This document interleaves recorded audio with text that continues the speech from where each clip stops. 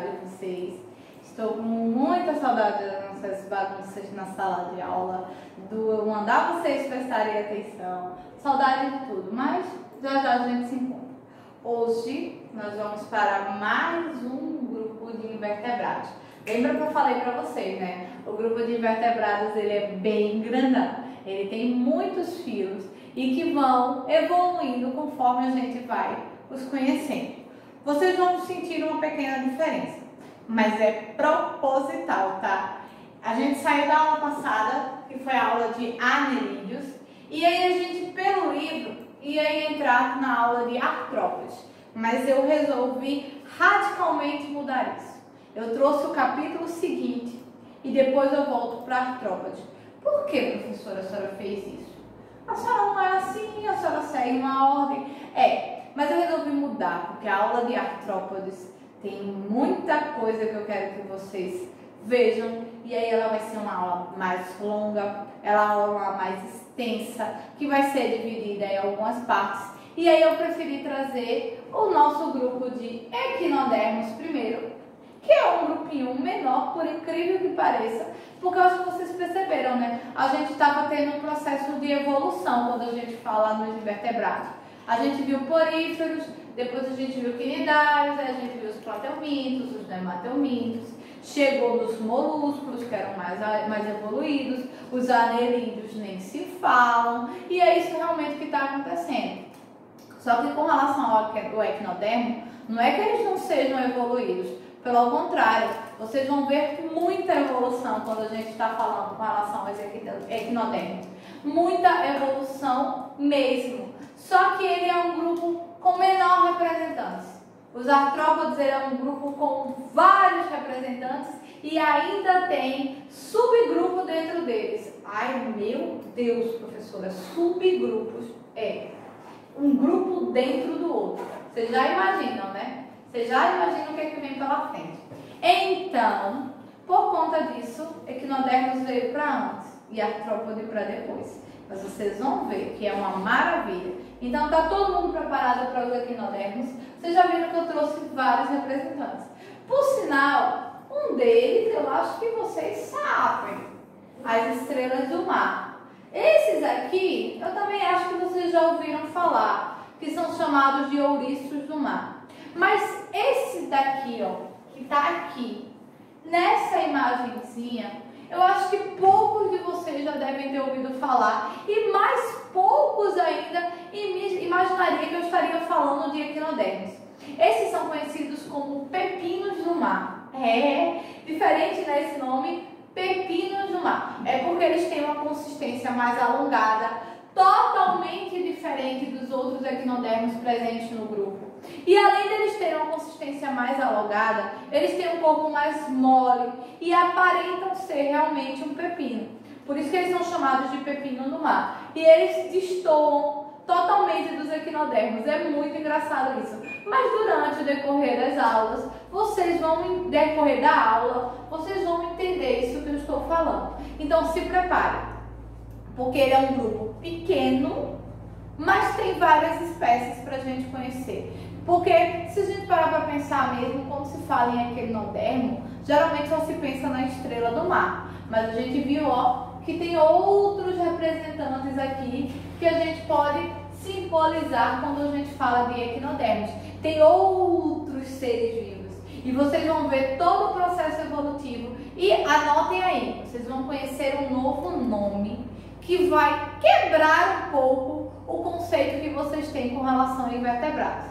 Eu espero que esteja todo mundo pronto, já esteja com caderno, já esteja com lápis, já esteja com caneta, já esteja com livro, porque ó, simbora que a gente vai para os equinodermos.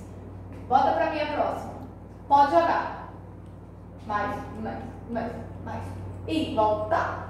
Isso aí. Olha lá, vamos começar pelas características básicas de um equinodermo. Ou seja, vamos entender a base estrutural dele e vamos conhecer seus representantes. Lembra que eu falei para vocês que eles não tinham só as estrelas do mar como representante?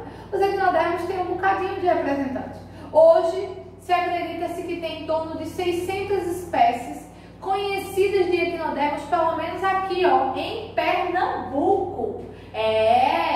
Pega essa Eu acho que vocês pensavam que só tinha estrela do mar, mas não tem não, minha gente. A gente, em Pernambuco, estudadas, catalogadas e conhecidas, temos em torno de 600 espécies.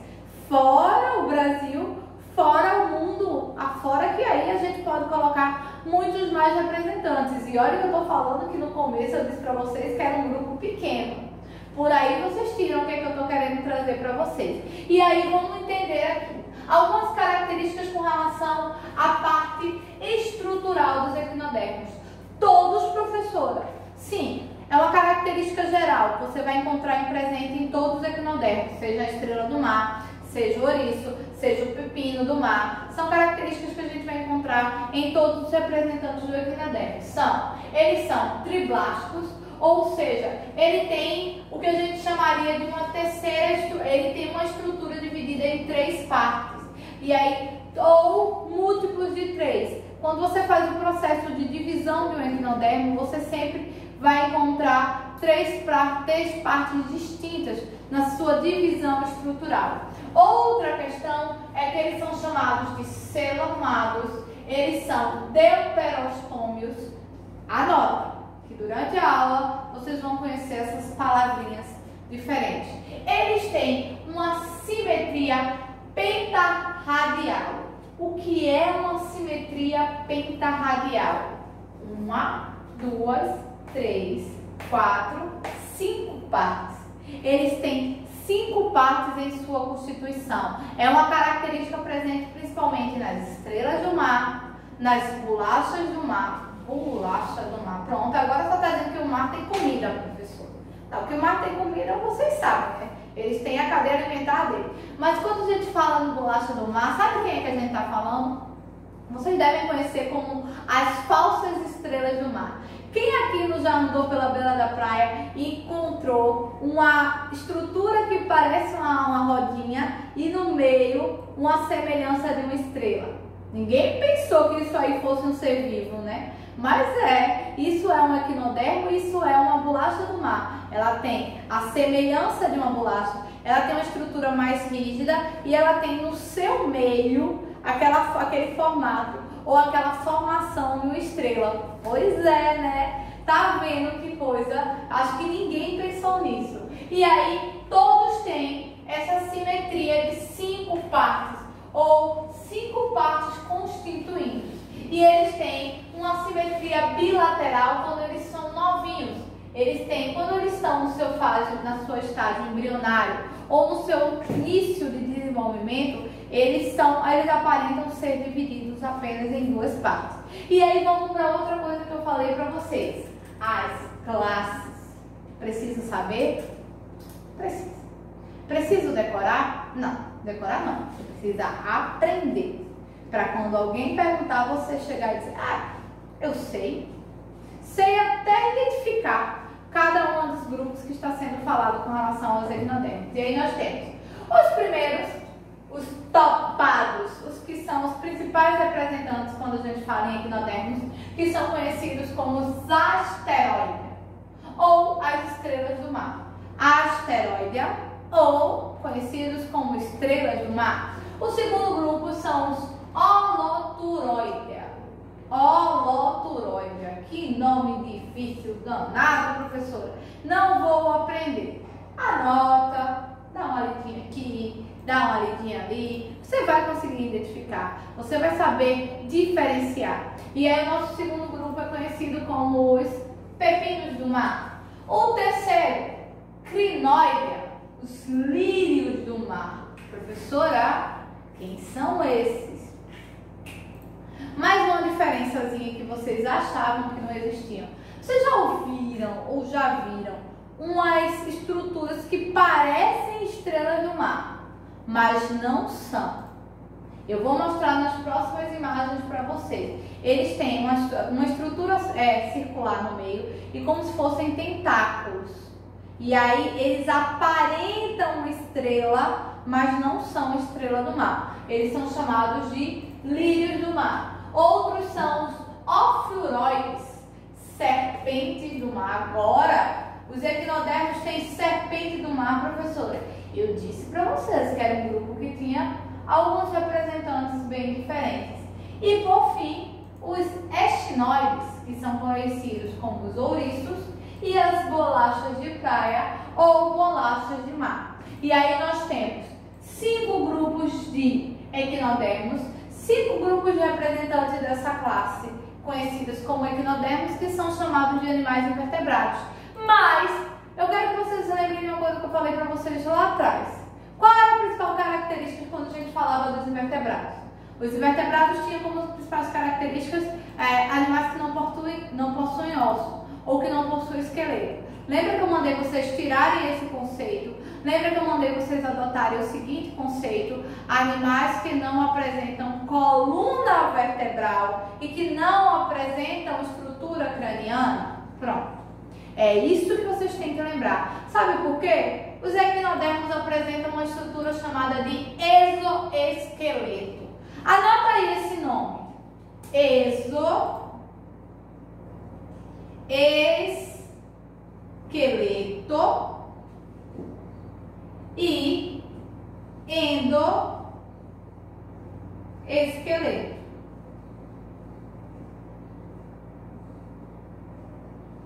Para, professora, a senhora está entrando com a palavra esqueleto em animais que não têm esqueleto. Eu falei que eles não apresentam coluna vertebral e não apresentam caixa craniana, mas eles já começam a apresentar uma estrutura rígida que se assemelha a uma estrutura óssea. Olha a palavra, assemelha. Eu não estou dizendo que é, eu estou dizendo para você que é semelhante a uma estrutura óssea. E aí, ó, segue comigo que a gente vai achar isso. Pode botar o próximo. Pode jogar? Pode jogar? Pode jogar? Pode jogar? Eu vou ter que apagar. Deixa eu buscar um apagador do nada. Ele apareceu. Aqui, ó. Vejam só. Lembra que eu falei para vocês que a complexidade do equinodermo continua, já que eles estão evoluindo? Olha só.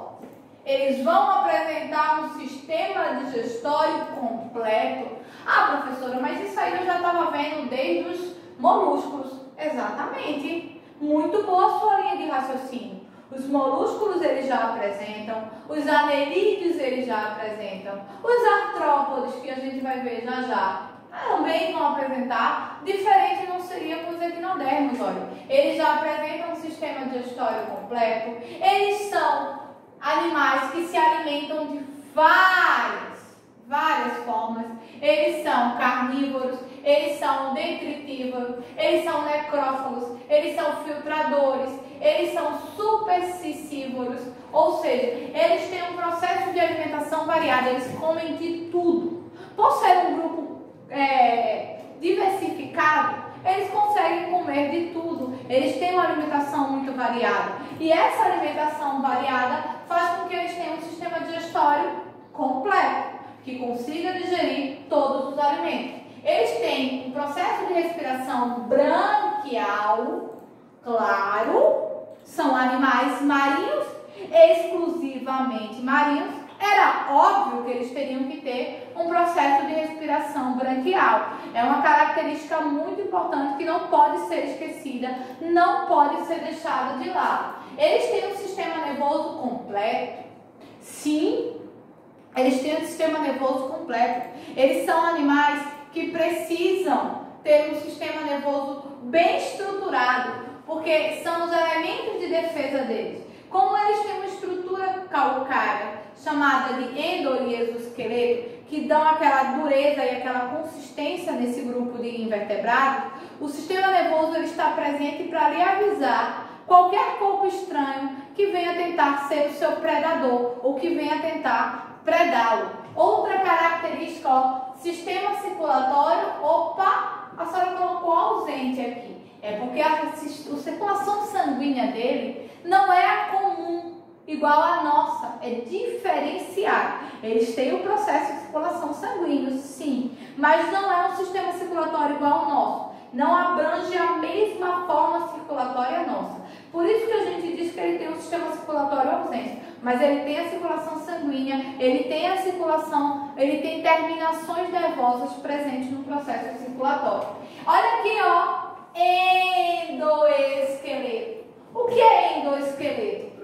professora? Se só a gente está falando de um grupo que não apresenta esqueleto, como é que a senhora me vem com um endoesqueleto? A senhora está querendo complicar aquilo que já parece difícil. Calma. Respira, ó. Conta até 10. Endoesqueleto é o que a gente chama de um esqueleto interno. Mas eles não têm esqueleto, professora. Como é que vai aparecer um esqueleto interno? Não é uma estrutura óssea como essa, ó, nossa. É uma estrutura calcária mais rígida que reveste e que recobre os órgãos dos equinodermos. Por isso que a gente chama de um endoesqueleto. Não é osso, é uma estrutura calcária. E esta estrutura calcária é uma estrutura de proteção. Eles têm sistema sensorial, ó, um hiper, mega sistema sensorial. Eles precisam ter um sistema sensorial muito desenvolvido, porque esse sistema sensorial deles vai ser um sistema de orientação, vai ser um sistema de proteção, ou seja, ele precisa ser muito bem estruturado para que também sirva como um elemento de defesa, como um elemento de proteção para os equinodermos. Vamos para mais, porque ó, cheio de características, mas que eu já tinha dito para vocês que elas iriam aparecer. Pode abrir mais. Eu acho que tem mais alguma coisa. Não, pode. Olha aqui. Isso aqui é um ouriço do mar. Isso aqui é uma estrutura interna dele. Para vocês entenderem mais ou menos o que é que a gente está querendo falar como um desenvolvido, mas um desenvolvido a estrutura dele. Tá vendo isso aqui, ó? Essa parte acinzentada? Isso aqui são aqueles espinhos que o ouriço do mar tem. Eu acho que vocês já devem ter visto um ouriço do mar, ou pelo menos já ter ouvido falar. E aí tem aquelas estruturas espinhosas pretas que machucam sim nossa pele. Entrando em contato com o ouriço, a gente pode se machucar, a gente pode ter a pele perfurada por um dos seus espinhos. E tem essa estrutura aqui, ó. Essa estrutura cinza é o que a gente chama do endoesqueleto. Ela é mais resistente. Ela parece, sabe com o quê? Ela parece uma estrutura mais pedrificada. Sabe uma pedra calcária? Parece. Só que é justamente esse endoesqueleto presente. Toda a parte interna é a sua organização sistêmica. E aí, é aqui dentro dessa organização sistêmica que acontece o processo digestório, o processo respiratório através de forma branquial, a circulação sanguínea que ele vai apresentar e todos os organismos sistêmicos. E essas estruturas espiosas que ele tem, que além de defesa, servem como locomoção.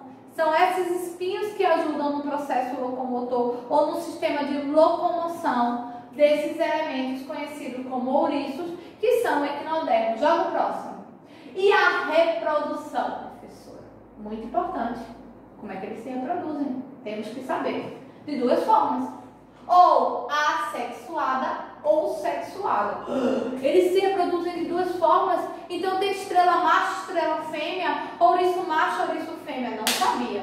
Eu também não, gente. Porque não é assim. Não tem estrela do mar fêmea, estrela do mar macho, ouriço fêmea, ouriço macho.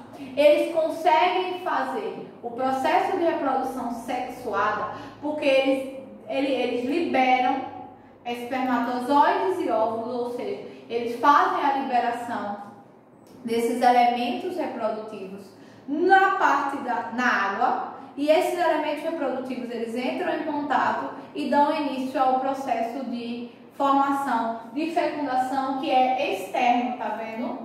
Ele é externo, ele é fora. Vai haver a liberação do óvulo e do espermatozoide, vai haver a união, e aí através dessa união vai haver a formação de um novo indivíduo. E o assexuado, professora, o que significa esse processo de regeneração? Deixa eu explicar para vocês o que é a regeneração. Não sou bom em desenhar uma estrela, mas a gente vai tentar. Olha que estrela linda, perfeito. O que é a regeneração? O processo de regeneração é como se uma estrela ela liberasse uma parte, e aí dessa parte que ela liberou inicialmente, ela vai ficar assim, e aí esta parte liberada vai vir para cá. E aí o que é que vai acontecer? esta parte vai se formar novamente, e aí nós vamos ter novamente a estrela completa, e essa parte que foi liberada vai dar origem a uma nova estrela do mar. Ou seja, isso é o que a gente chama no processo de regeneração. A partir de uma parte do seu corpo, ela dá origem a um novo indivíduo, e aquela parte que ela perdeu vai se formar novamente. É isso que a gente chama o processo de reprodução, que a gente chama de reprodução assexual. Então, quando a gente fala em equinodermos, a gente consegue ter os dois tipos de reprodução, seja reprodução sexuada, seja reprodução assexuada. Ela está presente nesse grupo conhecido como grupo dos equinodermos. Joga o próximo para mim. E aí, vamos falar sobre a importância dos equinodermos para nós, para os homens. É uma coisa que eu trouxe para vocês entenderem. Eles não são muito utilizados como alimento aqui, mas quem habita a parte mediterrânea, quem habita o lado de lá, eles comem muito ouriços crus ou assados. Nunca comi, não tenho a vontade de comer. Como não faz parte da nossa cultura, eu acho que eu não vou provar, mas faz parte da cultura mediterrânea, então está presente na culinária deles e faz parte da economia deles, é importante para a economia deles. Outra característica é também que os pepinos do mar também são utilizados na alimentação, eles também são utilizados na pesca. Muitos equinodermos têm suas vísceras, ou seja, suas partes internas utilizadas no processo de pesca. Já as estrelas do mar, elas são muito utilizadas, sabe aonde? Em ornamentação. Essa é uma parte triste da importância dos equinodermos para nós humanos, porque a gente tira eles da natureza, mata e usa eles como um adorno em nossas residências, principalmente casa de praia. Você sempre vê numa casa de praia uma estrela do mar. Então, é uma cultura que se foi criada e ele é muito utilizada ainda hoje, mas é a parte triste da forma como os equinodermos são utilizados por nós humanos. E aí, com isso, eu trouxe para vocês hoje o grupo de equinodermos, nosso penúltimo grupo de animais invertebrados. Na próxima aula a gente vai conhecer os artrópodes, o maior grupo de invertebrados já conhecido, cheio de características, cheio de novidades. Eu espero que vocês tenham gostado dos equinodermos, eu espero que vocês tenham gostado de conhecê-los, de revê-los. E se ficou uma dúvida, coloca lá nos comentários ou durante as nossas conferências a gente discute. A gente se encontra na próxima aula, eu daqui, vocês daí. Beijo!